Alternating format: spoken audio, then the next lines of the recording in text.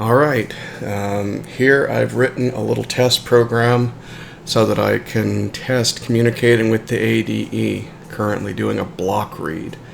And we're going to take and retrieve the first page of the directory using the ADE protocol here. Load our little test program. And we need to communicate with one of the ADE device numbers. So device 4, which is the first disk device, is as good as any.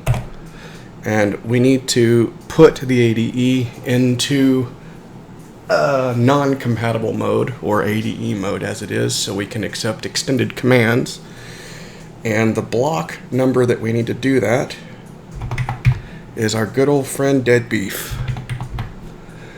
Now, this is essentially the essence of doing block-oriented I/O over AtomNet. You're essentially getting and reading block numbers, and since the block numbers are 32 bits, that's 4 billion possible block numbers that can be used, and ostensibly the top 8-bit is used as a command bit, which leaves 3 bytes below for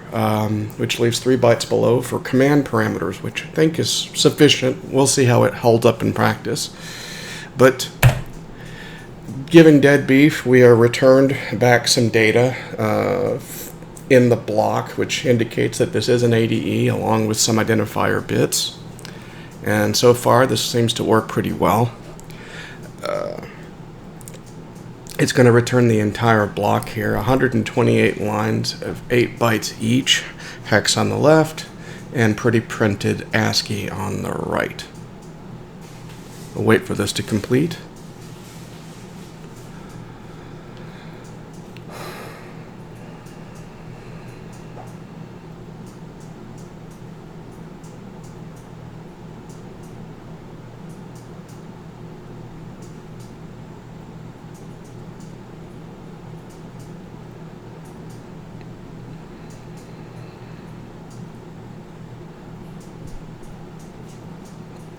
Okay, again, we want to take and now send subsequent device number here, and this time we're going to take and get the current directory. The command for that is F1, so the top 8 bits F1, followed by the type of data that we want to send back. We want to send back file types and everything along with it, so we'll set data 2 to 1. The length of each file name, 42 bytes, which in hex, that's 2A, and so that's command 1, 2, and finally we need to get back the very first directory block. So with that, go ahead and hit enter, and we should see some data come back. And there we go. Look at that. So far, so good.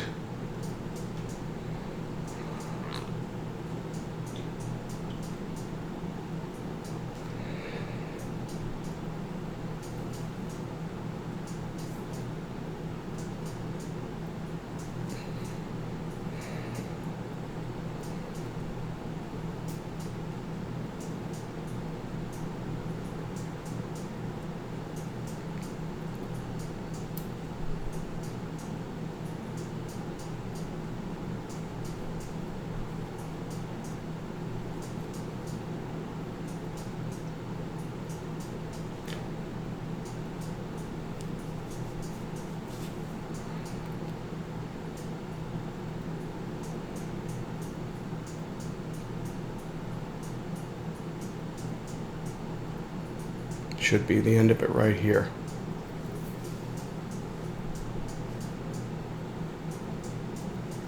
Alright, so there we go, showing that this works. Onward and upward.